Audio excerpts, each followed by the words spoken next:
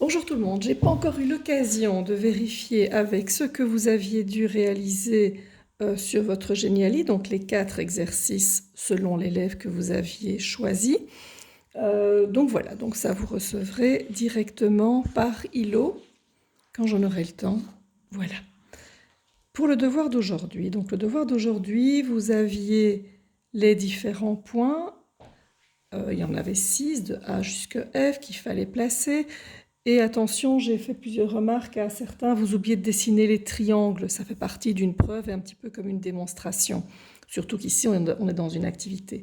Donc voilà, j'ai chaque fois dessiné le triangle. Donc ici, je rappelle, c'est horizontal, donc on voit directement que ça fait 10 km, directement que ça fait 2 km. Et puis à chaque fois ici, nous devions mesurer avec Pythagore. Triangle rose ici, il faisait 1 et 4. Et je calculais jusqu'à trouver la racine carrée. Et puis là, on évaluait jusqu'au mètre à 4,123. Même chose pour le vert. Même chose pour le bleu. Ici, attention, j'ai dû remonter. C'était 2 et c'était un grand chiffre derrière. Donc, j'ai fait 243 au lieu de 242. Même chose pour le F. Donc, on observe, on va prendre le bleu ici, il se voit bien. Comment est-ce qu'on mesure la distance entre E et T? En fait, pour mesurer cette distance-là, on prend la distance de séparation en hauteur. On voit que le E, il est 3 carrés plus haut que le T et que le E, il est 3 carrés plus loin que le T.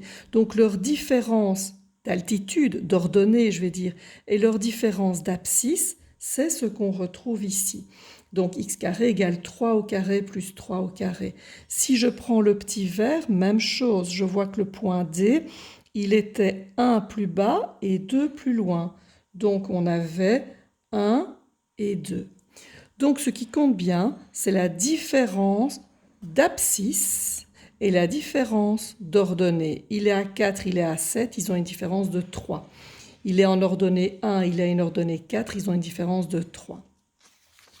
Dès lors, exercice C, quand vous avez une distance entre x1, y1 et x2, y2, on va faire une formule. On sait qu'on doit prendre la différence des deux plus la différence des deux autres. Alors bien entendu qu'en général, on va prendre le plus grand moins le plus petit, mais sachez que ça ne change rien. Si vous avez mis dans l'autre sens, c'est pareil, puisqu'évidemment, si je vous donne un exemple ici, je gommerai après, si je fais 2 moins 3 au carré, ou bien si je fais 3 moins 2 au carré, cela revient au même parce que 2 moins 3, ça fait moins 1 au carré, mais au carré le moins part.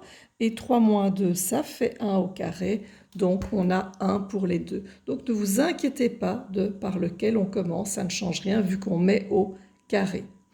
Bien, donc ça c'est le premier calcul. Et deuxième calcul, mais comme vous avez fait à chaque fois, implication racine carrée.